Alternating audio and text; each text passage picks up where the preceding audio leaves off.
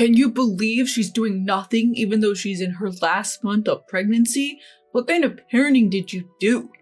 When I opened the front door, there were my daughter, Jessica, and her husband, Thomas. Thomas scowled at me, complaining about dust accumulating under the table and a dirty bathroom floor. He seemed to think my daughter's inability to clean meant I had failed as a parent. It's tough for her to bend down with that belly. If he's that concerned, why doesn't he clean it himself? Before I could say anything, Thomas reached for the door. I can't be bothered with someone who can't even keep house. I'm leaving her. I'm Rebecca, and I turned 54 this year. I work as an employee for a major corporation. After losing my husband early, it's been just me and my only daughter, Jessica. Raising Jessica alone wasn't easy, but her smiles always made the fatigue disappear. Jessica grew into a kind and thoughtful young woman, blessed with good friends. However, she was clueless in romantic relationships and struggled to find a boyfriend. I was hoping she'd meet someone in high school, but she didn't even have a boyfriend in college. After graduating, she's been working as an office employee for a food manufacturer. Not a single rumor about her dating life. When I'm gone, Jessica would be all alone. I started to worry, considering introducing her to someone, when she shyly informed me she's dating a man she met through a friend. Their relationship progressed smoothly, and about 2 years in, they announced their engagement. I felt relieved.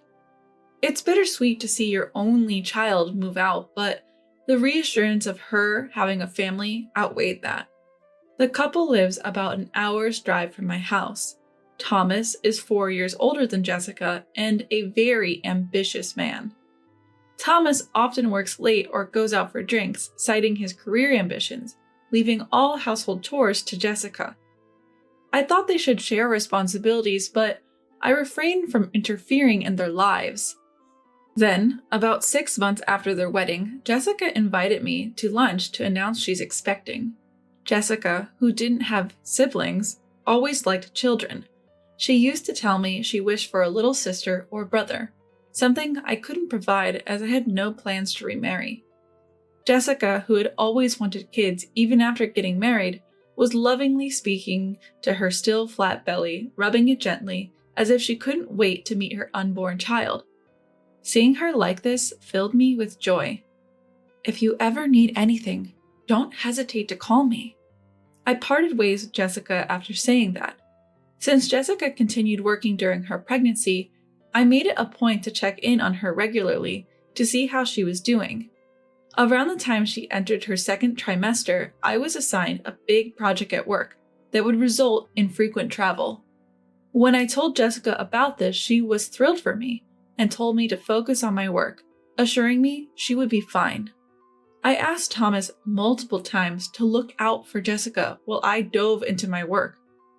It should be close to Jessica's final month of pregnancy by now. As the project was winding down and work was settling, I called to discuss plans for after the baby arrives. To my surprise, it was Thomas who answered the phone. Hey, Rebecca. Good timing. Jessica's pretty useless and in the way, so I'm gonna bring her over to your place. What? What do you mean? Before I could get an answer, he hung up. An hour later, my doorbell rang. Opening the door, I found a disheveled Jessica standing there next to Thomas. Jessica! I was shocked at how much my daughter had changed. She didn't even have the strength to smile. Dark circles under her eyes, her hair, nails, and skin all dry. She looked nothing like a woman in her 20s. Her fingers were cracked and bleeding. Her expression was dark, her gaze fixed on a single point. How could she deteriorate so much in just a few months? I let them in and had them sit on the couch. Since Jessica was in no state to speak, I demanded an explanation from Thomas. Thomas, why is Jessica like this? And then Thomas, without a hint of embarrassment, looked surprised and said, Wait, are you blaming me? She's the one who slowed down because of her big belly. Housework is a woman's job, and she even lied about feeling sick to get out of it. I was incredulous. You were making a morning sick Jessica do all the chores? Morning sickness isn't a disease, She even asked me to help with the chores while I've been working all day. Anyhow, she's in the way and not doing her chores, so please take care of her until she gives birth. That's when I realized this man had no understanding of pregnancy or fatherhood.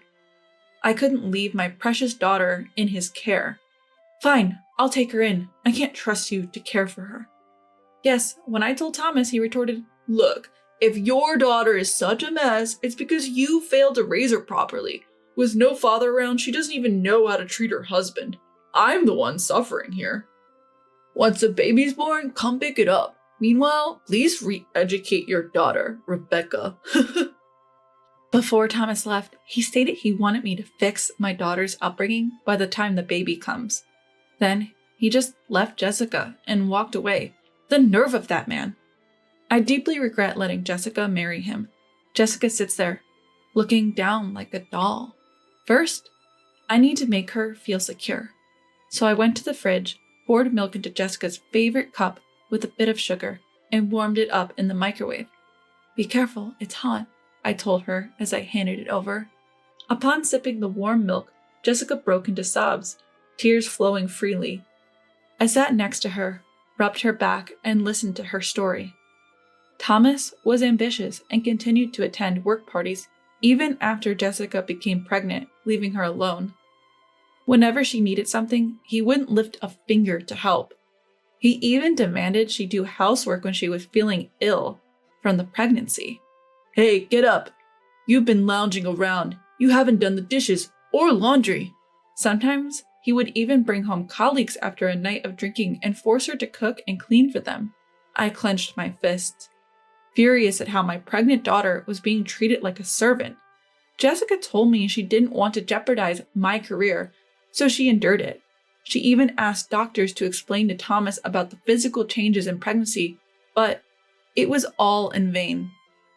Her in-laws lived far away, only accessible by flight, so she couldn't rely on them either. She had always put others before herself. I hugged her and said, From now on, it's okay to prioritize yourself, Jessica. If you're struggling, don't hesitate to ask for help. I'm sorry for not realizing sooner. With that, I gently stroked her head. Mom, thank you. And then she broke into childlike sobs.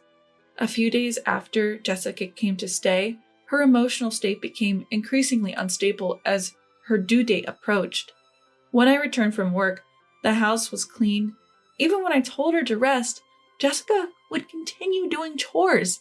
She'd even attempt to move heavy mattresses or change burnt-out light bulbs. At times, she tried to pack her bags and go home, fearing her husband's wrath.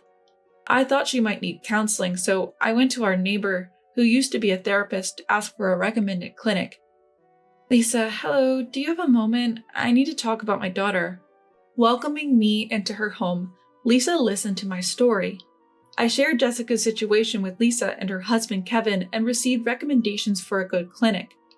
Jessica had been feeling off too, so she started visiting the hospital.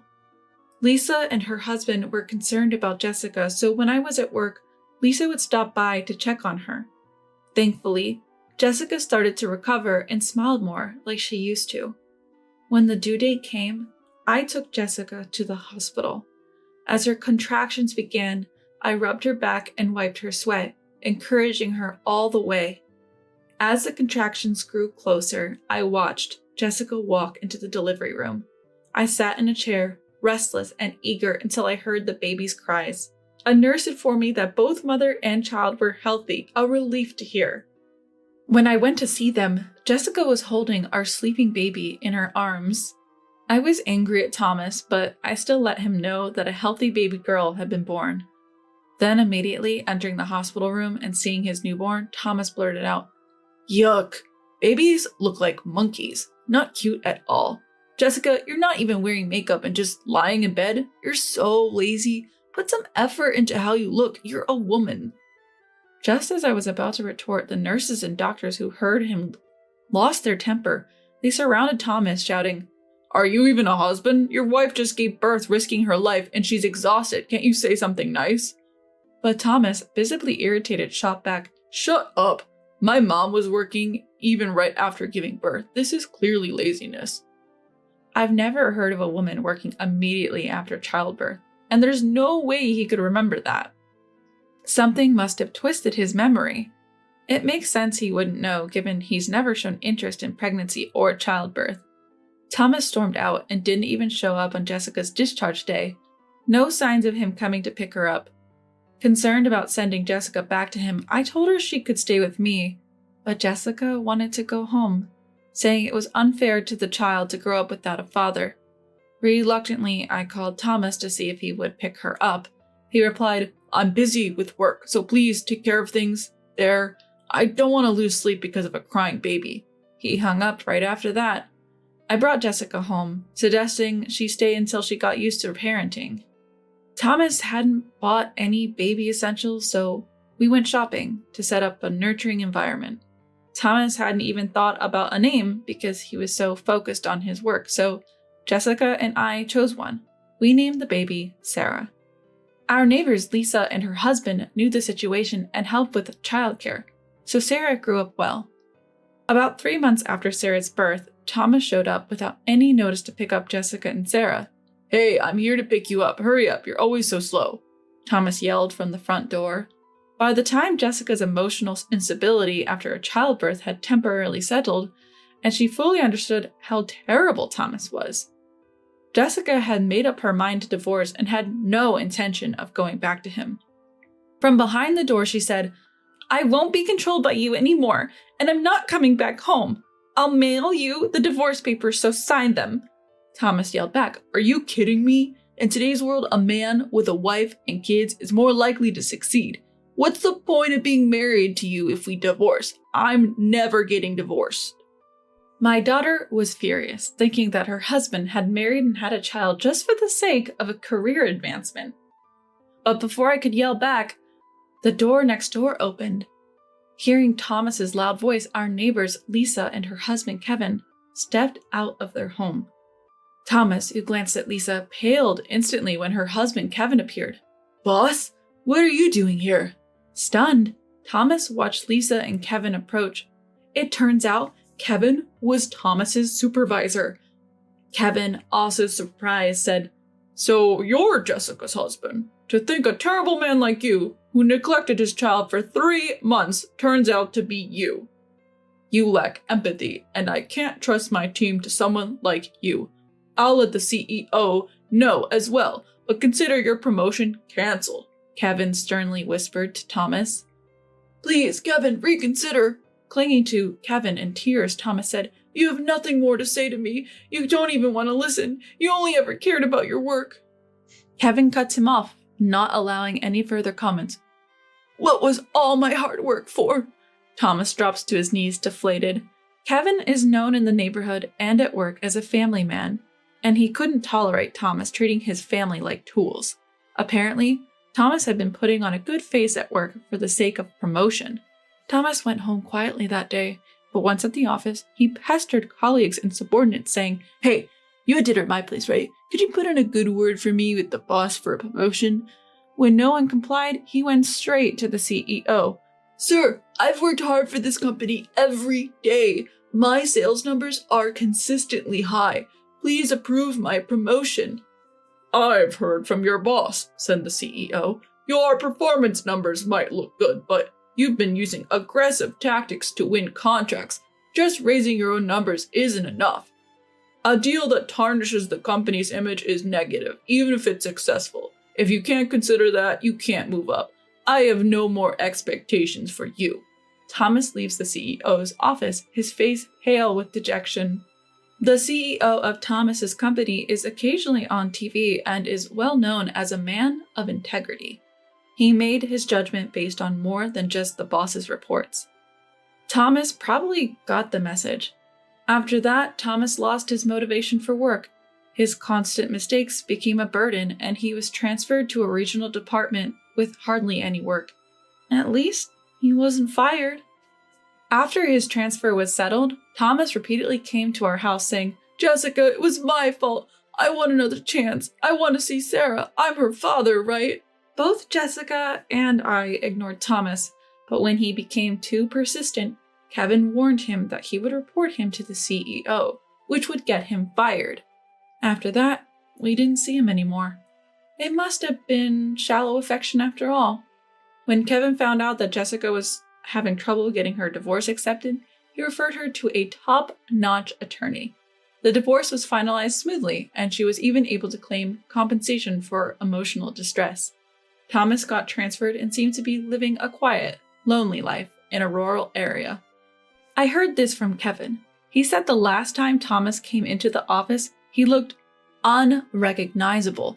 His shirt and suit were wrinkled. He'd grown a beard, and he had lost a lot of weight. In the small town Thomas moved to, you can't easily visit a dry cleaner or a convenience store without a car.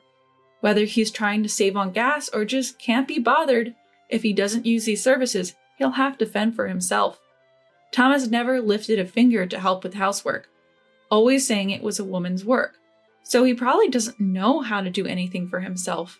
He should regret treating Jessica like a servant when he's there all alone. Maybe Thomas thinks he has lost everything since the divorce and losing custody. He even started to forget the child support payments he promised to make to Sarah. If Jessica calls to remind him, he apparently tells her how hard his life is, almost in tears. I advised Jessica to inform her lawyer, and as soon as she requested the child support through legal channels, it got paid. So far, we've heard nothing from Thomas about wanting to see Sarah. If Sarah wants to, we'll reach out, but Jessica and I agreed that we would pour lots of love into raising her into a fine adult, even without a father around.